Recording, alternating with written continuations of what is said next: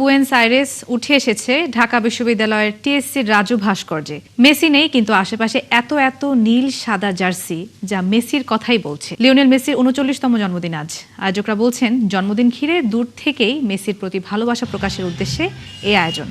Messi ভক্ত ও Argentine সমর্থকদের এই উচ্ছ্বাসে সামিল হতে টিএসসিতে আসেন আর্জেন্টাইন রাষ্ট্রদূত মার্চেলো কার্লোস চেসা এবং ভ্রমণ লেখক, কন্টেন্ট ক্রিয়েটর ও সাংস্কৃতিক দূত ড্যান লান্তে, যিনি রুলো নামেই বেশি পরিচিত।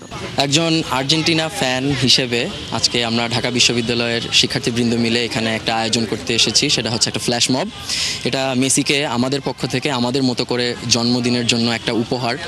আজকে আমাদের মেসির জন্মদিন, আমাদের সুপার হিরোর জন্মদিন। তো এইবারে যদি আর্জেন্টিনার কাপ পাওয়ার বিষয়ে জিজ্ঞেস করা হয়, আর্জেন্টিনা যে স্টাইলে খেলছে বা যেভাবে খেলছে, আর্জেন্টিনা কাপ পেয়ে যাওয়ার সম্ভাবনাও আছে।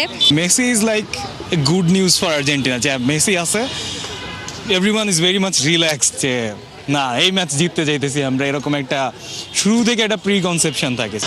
ধন্যবাদ Bangladesh. Que lo cumpla feliz. Que lo cumpla